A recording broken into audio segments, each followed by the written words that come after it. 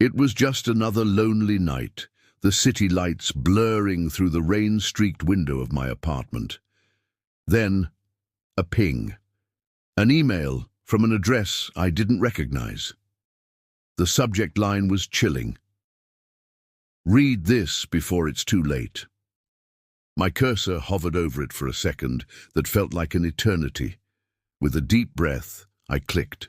There was no text, just a single attachment, a photograph. My heart skipped a beat.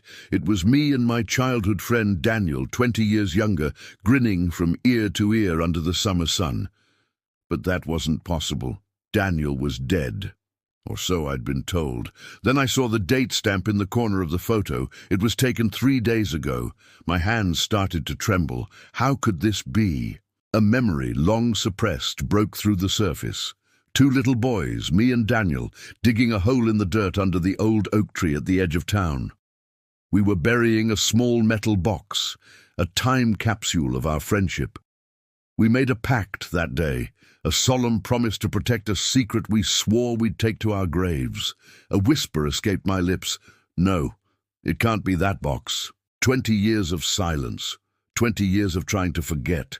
But the past was calling me back, and its voice was louder than ever. I didn't even think. I just grabbed my keys and drove. The miles melted away under my tires as I sped down the foggy, familiar roads leading back to my hometown. The past I had run from was now the only place I could go.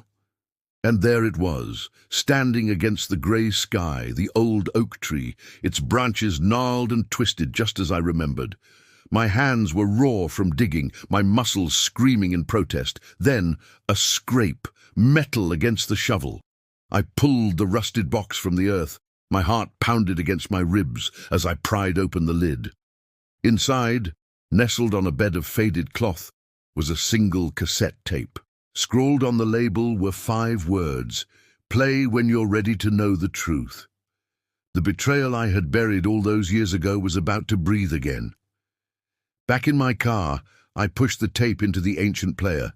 A click, a whir, and then a voice. Daniel's voice. "If you're hearing this, Ethan, it means I'm gone, but not by accident." The world around me dissolved. Every word from the crackling speaker cut deeper than the last, a ghostly echo from a life I thought was over. His voice guided me through a maze of memories, twisting them into a horrifying new shape. I saw our fathers shaking hands under the cover of darkness, thick envelopes passing between them. "Our fathers made a deal," Daniel's voice explained, "laced with a sorrow that transcended time, a betrayal that destroyed everything. My family paid the price. Yours took the fortune."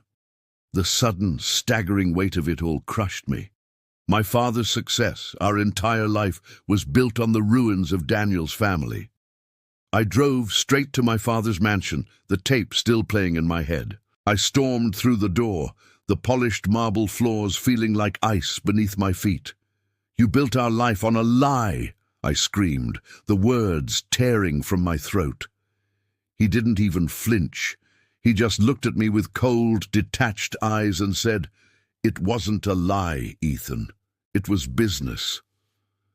In that moment, 20 years of buried anger, of unspoken questions and gnawing guilt exploded between us. Driven by a desperate need for proof, I tore through his study.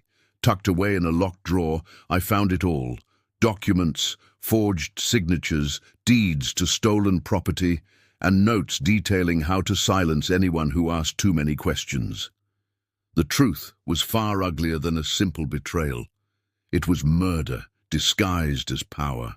There was only one thing left to do. I scanned every document, digitized the cassette, and packaged it all together. For 20 years, the truth was buried 6 feet deep, but tonight, the world would finally hear it. I hit upload and watched the progress bar fill. A moment later, my phone buzzed. And again, news alerts, social media notifications, a firestorm igniting online. As I stared out the window, the distant wail of police sirens grew closer and closer. A symphony of justice finally arriving.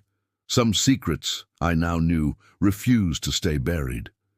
Thank you for watching this story unfold. If you were on the edge of your seat, make sure to hit that like button and subscribe for more tales from the shadows. See you next time.